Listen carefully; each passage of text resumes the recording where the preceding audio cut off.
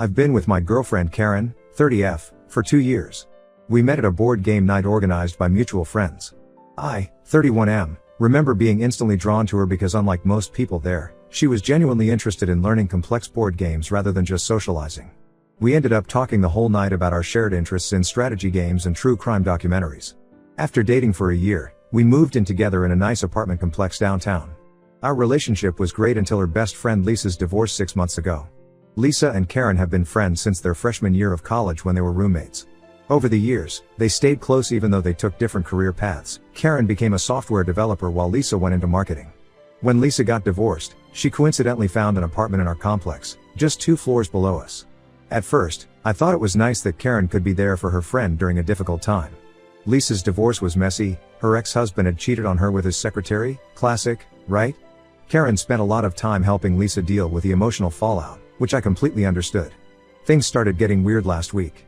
Karen and I were having dinner when she casually mentioned that Lisa had been showing her explicit pictures of guys she was sleeping with. She described one guy in particular, going into uncomfortable detail about his physical attributes and even mentioned specific things about their intimate encounters. I felt really awkward and just mumbled something like okay because I didn't know how to respond. A few days later, Lisa called Karen at 1 a.m. begging her to come to a bar. This wasn't unusual since we live downtown and Karen often helps Lisa get home safely when she's been drinking. What made me uncomfortable was finding out the next day that Lisa was at the bar with the same guy Karen had seen explicit pictures of. It felt really weird knowing my girlfriend was hanging out with someone she'd seen naked photos of. The next day, Karen spent almost 8 hours at Lisa's apartment. When she came back around midnight, she said they were working on Lisa's dating profiles for various apps. I noticed she seemed different, more secretive with her phone and distracted during conversations. Later that night, I saw her put a password on her phone for the first time in our relationship. Throughout the week, Karen started spending more and more time at Lisa's place. She would go there almost every evening after work and not come back until late. She claimed they were just helping Lisa process her divorce and get back into dating, but something felt off. Lisa had been divorced for 6 months already and seemed to be doing fine. She was already actively dating and sleeping with new people. Things got even stranger when Karen started talking about this guy named Mike who Lisa was seeing regularly. She knew incredibly specific details about him, where he grew up, his entire career history, what his apartment looked like, his gym routine, even his family dynamics. When I asked how she knew so much about him, she got defensive and said Lisa tells her everything about her dates. But the level of detail seemed excessive even for close friends. Last weekend, Lisa invited us both to a house party at her place. I didn't really want to go but Karen insisted it would be good for us to socialize together. The party made me incredibly uncomfortable. Mike was there with his friend Tom, and I couldn't help but wonder if Karen had seen explicit pictures of either of them. The way Karen interacted with Tom seemed oddly familiar, lots of inside jokes and casual touching while laughing. At one point, I overheard Lisa telling Karen something about Tom's pictures being way better than Mike's, and they both laughed like it was some private joke. After the party, I started paying more attention to Karen's behavior. She began dressing differently when going to Lisa's place, wearing outfits she usually saved for our date nights. She started going to the gym at odd hours, saying Lisa needed a workout buddy but never inviting me along even though I also go to the same gym. The final straw came yesterday. Karen and I share a laptop for work purposes since hers broke recently. While using it, I accidentally saw messages pop up from Lisa talking about sending more pics and Tom asking about you. I didn't snoop through the messages because I respect her privacy, but my gut feeling is that something isn't right. When I confronted Karen about the messages, she got extremely defensive. She accused me of not trusting her and said I was trying to control who she could be friends with. When I brought up my concerns about Lisa sharing explicit pictures of her sexual partners, Karen said it was completely normal for female friends to share everything with each other and that I wouldn't understand because I'm a guy. I don't know if I'm reading too much into this situation or if my concerns are valid.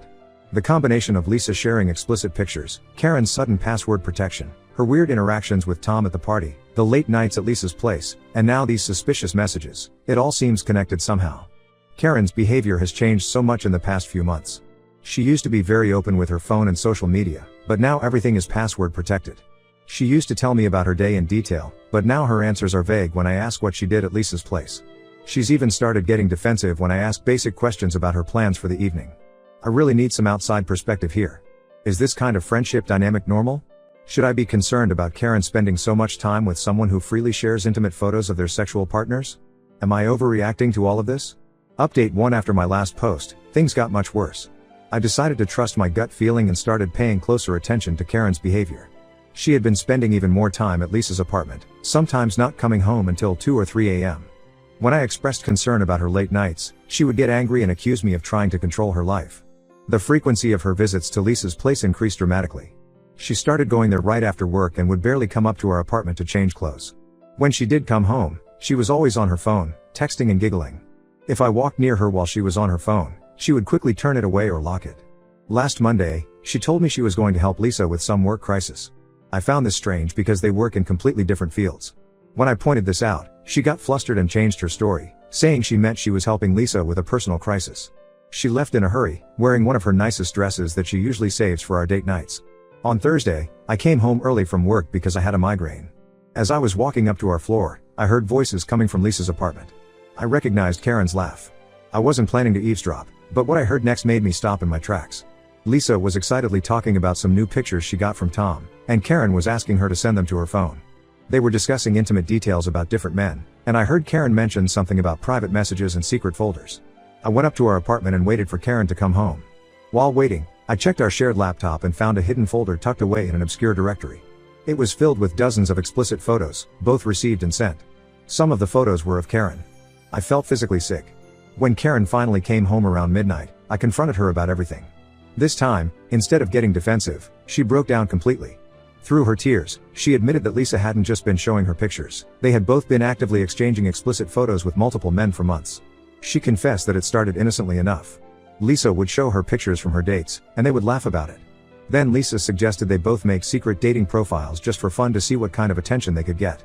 Karen claimed she was just curious at first, but it quickly evolved into both of them actively exchanging photos and messages with different men. When I asked about Tom specifically, she got very quiet. After some pressing, she admitted they had met for coffee several times, but swore nothing physical had happened. She said it was just about the thrill of exchanging pictures and flirting. According to her, she felt alive and excited for the first time in years, which was like a knife to my heart. I asked her to pack some clothes and stay with her parents while I figured things out. She started crying harder, begging me to let her explain more. She claimed she would delete all the photos, cut contact with Lisa, and do whatever it took to fix our relationship. But I needed space to think. As she was packing her bags, her phone kept lighting up with messages from Lisa. I caught a glimpse of Lisa telling her to not let me manipulate her and that she hadn't done anything wrong because it was just pictures.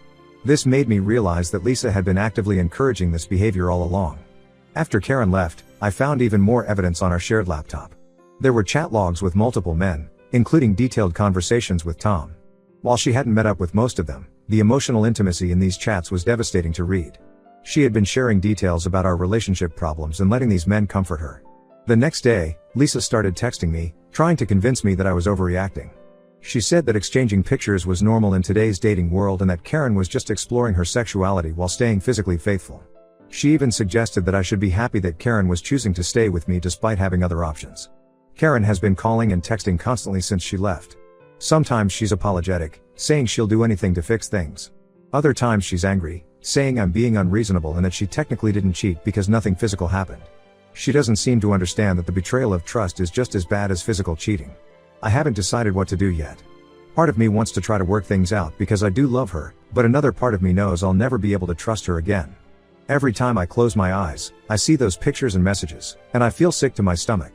Update 2: things have deteriorated even further since my last update. After Karen moved out, Lisa started a smear campaign against me in our apartment complex. She's been telling everyone that I'm controlling and emotionally abusive. According to her version of events, I forced Karen to cut contact with her friends and tried to isolate her. Some neighbors who used to be friendly now avoid eye contact in the hallway. Lisa even went as far as to tell people that I regularly check Karen's phone and control who she can talk to. The reality is that I never checked her phone until I found those photos on our shared laptop. She's conveniently leaving out the part about them exchanging explicit photos with multiple men. The situation got even more complicated last week. I ran into Tom at the local coffee shop where I usually work remotely. He recognized me from the party and seemed really nervous. After some awkward small talk, he asked if we could talk privately. We sat down, and he confessed that he had been feeling guilty about something. According to Tom, he and Karen had been meeting up regularly for the past 2 months. While he maintained that nothing physical happened between them, he showed me their chat history as proof of their emotional affair. They had been exchanging explicit photos and messages daily. Their conversations were incredibly intimate, they discussed their dreams, fears, and even our relationship problems. What hurt the most was reading Karen's messages about me. She told Tom that she felt stuck in our relationship and that I didn't understand her need to explore and grow. She complained about how I was boring and predictable while praising Tom for being exciting and spontaneous. Tom explained that he originally thought Karen was in an open relationship because that's what Lisa had told him. When he found out this wasn't true, he started feeling uncomfortable with the situation. He showed me dozens of their conversations, including plans to meet up that Karen had lied to me about, saying she was helping Lisa with various things. I finally got the full story from Karen yesterday. She admitted that while she never physically cheated, she had formed emotional connections with several men through their photo exchanges. She tried to justify it by saying Lisa encouraged her, telling her it was healthy to explore her sexuality while in a relationship as long as she didn't actually cheat. Karen revealed that Lisa had been doing this for months before her divorce, which ultimately led to her ex-husband discovering her photos and messages. Instead of learning from that experience, Lisa had convinced Karen that her ex was the problem for not understanding her need for excitement. The most disturbing part was learning that Lisa and Karen had turned this into a kind of game. They would compare the responses and photos they got from different men, discussing and rating them like some sort of twisted competition. They even had a shared digital folder where they kept all the photos and messages. Karen still doesn't seem to understand why I'm so hurt. She keeps insisting that because nothing physical happened, I should be able to forgive her. She says she's willing to stop exchanging photos and cut contact with the men, but she doesn't want to end her friendship with Lisa because she's been there for her through everything. Some of our mutual friends have started taking sides. A few think I'm overreacting because everyone's sex nowadays and it's not real cheating. Others understand my position and have stopped talking to both Karen and Lisa. The whole situation has become a mess of taking sides and broken friendships. I've been struggling to focus at work and can barely sleep. Every time my phone buzzes, I worry it's another neighbor or friend who's heard Lisa's version of events. I'm starting to think I need to move out of this apartment complex because living here has become unbearable. Update 3: I'm finally ready to share my last update on this situation. I've signed a lease for a new apartment across town and will be moving out next week. Living in this complex has become impossible with Lisa continuing to spread her twisted version of events to anyone who will listen. Karen moved in with Lisa temporarily after leaving our place. They're still defending their behavior, now claiming that I'm demonizing female friendship and trying to control how women express their sexuality. They've somehow turned this whole thing into a weird feminist issue, completely ignoring the fact that they were secretly exchanging explicit photos and messages with multiple men. Last week, Lisa's ex-husband reached out to me after hearing about what happened. He shared that he discovered similar behavior during their marriage. Lisa and Karen had been exchanging photos and messages with men back then too. Apparently, this wasn't a new thing that started after Lisa's divorce as I had originally thought. He regretted not warning me earlier but said he wanted to move on with his life and forget about the whole situation. Karen made one last attempt to fix things. She showed up at my workplace during lunch, crying and causing a scene. She handed me a letter detailing all the reasons why I should forgive her. The letter included screenshots of her deleting her dating profiles and messages showing she had cut contact with Tom and the other men. But she still insisted on maintaining her friendship with Lisa, saying I couldn't ask her to choose between her best friend and me. I've blocked both of them on everything: phone, email, and social media. Some mutual friends tried to convince me I was being too harsh. They argued that since no physical cheating occurred, I should be willing to work things out.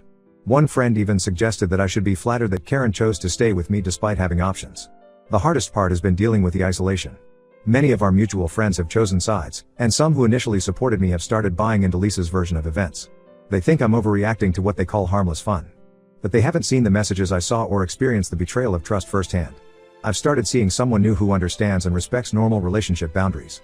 It's refreshing to be with someone who doesn't need to seek validation from strangers online or share intimate details of their life with everyone. Looking back, I realize how toxic Karen and Lisa's friendship was, and how it poisoned our relationship. The whole experience has taught me to trust my instincts. When something feels wrong, it usually is. I don't regret ending things with Karen, even though some people think I threw away a good relationship over just pictures. The emotional cheating and constant lies hurt more than any physical affair would have. Karen still tries to reach me through mutual friends, saying she's in therapy now and understands what she did wrong. But I'm done. Sometimes walking away is the only solution, even if others think you're overreacting. I'm looking forward to starting fresh in my new place, away from all this drama and toxic behavior.